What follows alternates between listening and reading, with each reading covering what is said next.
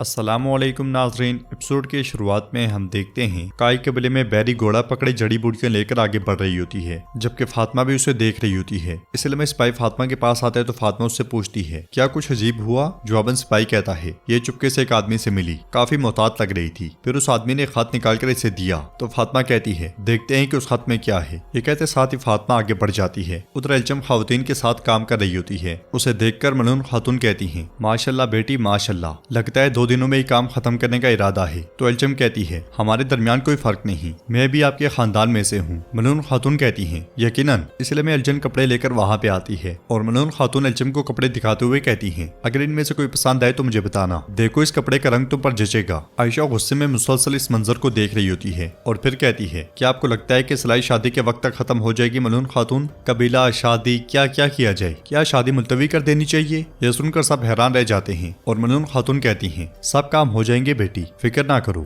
इसी दौरान फातिमा आकर कहती है बहरी बाजार से आई है, उसने बाजार में किसी से मुलाकात की। तो मलून खातून कहती है उससे नजर मत हटाना फातिमा। ये सुनते साथ ही फातिमा चली जाती है, जबकि आयशा मुसलसल गुस्से में एल्चम को देख रही होती है और एल्चम के देखने पर वो मुस्कुरा देती है। उधर जंगल में उस्मान साहब अपने साथियों के पास पहुंचते हैं तो बुरहान कहता है हमारे सिपाही फरंगी कारगाह की तरफ पेशकदमी के लिए तैयार हैं हुजूर। जवाबन उस्मान साहब कहते हैं उन्हें कुछ और इंतजार करना पड़ेगा, हम पहले कारगाह के इर्द गिर्द खुफिया मालूमात जमा करेंगे। फिर खत दिखाते हुए कहते हैं फरंगी और कतलान मुत्तहिद होंगे। जहर कुतै पूछता है जनाब कब। तो उस्मान साहब कहते हैं कल, इसीलिए हम आज रात उन पर हमला करेंगे, इसके अलावा कोई दूसरा रास्ता नहीं। यह सुनकर जहर कुतै कहता है जो जरूरी है हमें जल्दी करना होगा बशमूल खुफिया मालूमात जमा करने के, लेकिन चूंकि उनका बुनियादी हदफ कुछ है इसलिए वो हथियारों से लैस होकर आए होंगे। उस्मान साहब कहते हैं बिल्कुल फिक्र ना करो, सब कुछ इस खत में लिखा है, हम अपनी मुहिम इसी के मुताबिक शुरू करेंगे। जहर कुतै पूछता है इमरान तेगन क्या करेगा हुजूर। जवाबन उस्मान साहब कहते हैं इमरान यकीन करेगा कि कतलान ही थे जिन्होंने फरंगियों पर हमला किया। कतलान का एक दस्ता पहले आएगा, हम उनका इस्तेमाल करेंगे। चलो कारगाह के इर्द गिर्द के इलाके में चलो, हम अपनी मुहिम वहां से शुरू करेंगे। इसके साथ ही वो सब घोड़े दौड़ा देते हैं। इधर काई कबीले में उलयूया अंतरा के साथ कपड़े धोने के लिए नहर की जानिब बढ़ रही होती है। सामने बकरियां आने पर कहती है वैसे लानत हो, हालत देखो मेरी, एक नौकरानी बन के रह गई हूँ। मैं तुम्हें खत्म करने के लिए सारी मुसीबतें बर्दाश्त कर रही हूँ, मैं तुमसे हिसाब जरूर लूंगी। ये कहते साथ वो कपड़े धोने लग जाती है। इसलिए में मलून खातून वहाँ पे आती है और उसे देखकर कहती है काम आसान हो उलयूया, क्या तुम्हें कुछ चाहिए। तो उलयूया कहती है आपका शुक्रिया, लगता है उस्मान साहब किसी अहम काम पर गए हैं। जवाबन मलून खातून कहती हैं तुर्का एक पांव कबीले में और दूसरा शिकार पर होता है, उस्मान साहब मछली पकड़ने गए हैं, तुम बताओ क्या तुम कबायली जिंदगी की आदी हो गई हो।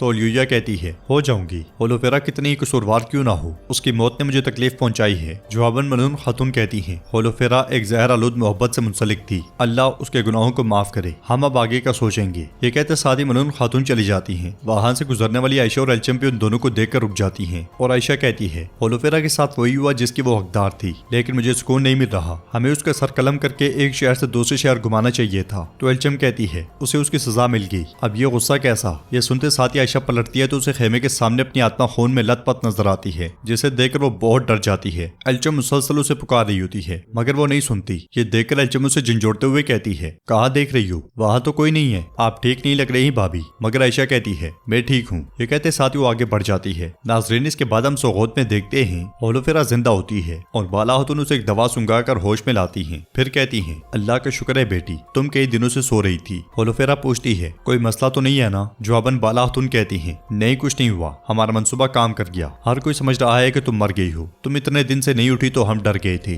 मगर अलाउद्दीन ने कहा था कि ऐसा होना ही है, तुम्हें ज्यादा तकलीफ तो नहीं हुई ना। यह सुनकर होलोफेरा कहती है नहीं मैं काफी बेहतर हूँ, जैसा उसने कहा वैसा ही हुआ, मैं बहुत दिनों से इस तरह सोई रही। बाला खातून कहती है ये खेल तो बहुत खतरनाक था मेरी बच्ची, मगर तुमने बगैर घबराए मान लिया। तो होलोफेरा कहती है मैंने वही किया जो मेरी जिम्मेदारी थी, मुझे उम्मीद है कि सच जल्द अज जल्द सामने आ जाएगा। इसके साथ ही हमें वो मंजर दिखाया जाता है जब होलोफेरा ने उस्मान साहब से कहा था मैंने हरगिज़ ऐसा कुछ नहीं किया, और हान समेत उस्मान साहब के घर वाले वहाँ मौजूद थे। उस्मान साहब ने उससे पूछा था अच्छा तो इस अंगूठी का क्या मामला है। होलोफेरा ने कहा था ये मेरी खाला की है। इस पर उस्मान साहब ने कहा था जहर इसके अंदर था। यह सुनकर होलोफेरा ने पूछा था क्या ये उन्होंने किया। तो बाला खातून ने कहा था शवाहिद उसकी तरफ इशारा करते हैं। इस पर होलोफेरा ने पूछा था लेकिन क्यों, वो ऐसा क्यों करेंगी। जवाबन मलून खातून ने कहा था ताकि दो काई कबीले मुत्तहिद ना हो सकें। और हान ने कहा था वाज़ेह है कि उलयूया अब भी इमरान तेगन की खिदमत कर रही है। फिर अलाउद्दीन ने कहा था उसने ये जानबूझकर किया ताकि ये इल्जाम तुम पर लगे होलोफेरा। ये सब सुनने के बाद होलोफेरा ने उस्मान साहब से पूछा था क्या आप उन्हें मारने जा रहे हैं। तो उस्मान साहब ने कहा था फिलहाल नहीं, पहले वो हमें बताएगी कि इसके पीछे कौन है। हमें इमरान तेगन की खुफिया गुजरगाहों के बारे में भी बताएगी ताकि इंसाफ कायम हो सके, लेकिन इंसाफ तुम करोगी। होलोफेरा ने पूछा था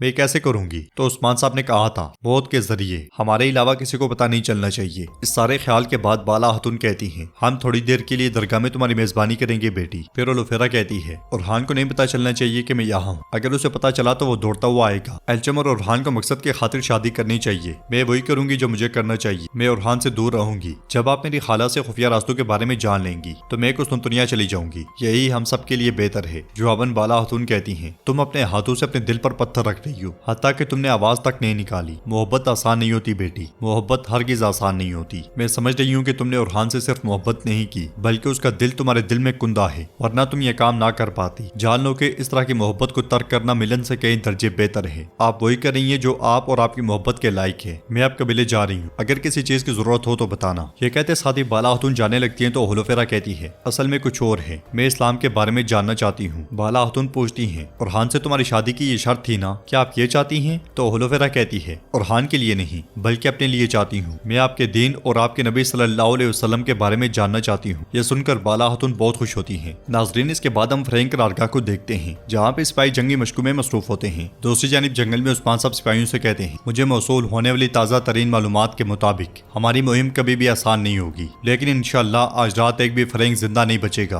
करारगाह का दिफा करते हुए फ्रैंक सिपाही 3 हिस्सों में बढ़ जाएंगे, इस वजह से हम बेक वक्त 3 अतराफ से हमला करेंगे। फिर एक नक्शा बनाते हुए कहते हैं उनकी करारगाह यहाँ से यहाँ तक फैली हुई है। करारगाह के सामने डाहाल वाले प्यादे हैं। उस्मान साहब की बातों के साथ साथ हम सारे मंजर को भी देखते हैं। उस्मान साहब मस्जिद कहते हैं उनके पीछे सिपाहियों ने हमारा मुकाबला करने के लिए नेजे उठाए हुए हैं, पीछे माहिर तीरंदाज खड़े हैं। आप सामने से उन पर हमलावर होंगे कुंदूस साहब, और बुरान के तीरंदाज आपकी पुष्टनाई करेंगे। उनके हुनरमंद जंगजू पीछे होते हैं। हमले की सूरत में वो पहले घोड़े भगाना चाहेंगे। मुसल्ला प्यादे जंगजू के इर्द गिर्द खड़े हैं, इसलिए उरहान बे तुम और तुम्हारे जंगजू उस तरफ से हमला करके उन्हें खत्म करेंगे। तो उरहान कहता है जो आपका हुक्म, हम उन पर तूफान की तरह झपटेंगे इंशाअल्लाह। उस्मान साहब मस्जिद कहते हैं हम आज फ्रैंक लीडर का सर काट देंगे और उसे इस नेजे पर डाल देंगे, या तो वो हमारी जमीनें छोड़ देंगे या फिर हम उन्हें इन्हीं जमीनों में दफन कर देंगे। हम रात के वक्त अपनी मुहिम शुरू करेंगे, लेकिन पहले फ्रैंक मुहावजों को रास्ते से हटाएंगे, लेकिन उससे भी पहले हम उनसे मिलने के लिए आने वाले कातलानियों को खत्म करेंगे। ये हमारी मुहिम के लिए सबसे अहम होगा। जहाद मुबारक को चलो। ये कहते साथ ही वो सब वहाँ से रवाना हो जाते हैं और नाजरीन एपिसोड भी इख्तिताम पजीर होती है। अगर आपको वीडियो पसंद आए तो वीडियो को लाइक करें, चैनल को सब्सक्राइब करें और बेल आइकॉन पर लाजमी से क्लिक कर दें। इंशाल्लाह मिलते हैं नेक्स्ट वीडियो में, तब तक के लिए रखें अपना और अपनों का बहुत ज्यादा ख्याल। अल्लाह निगहबान।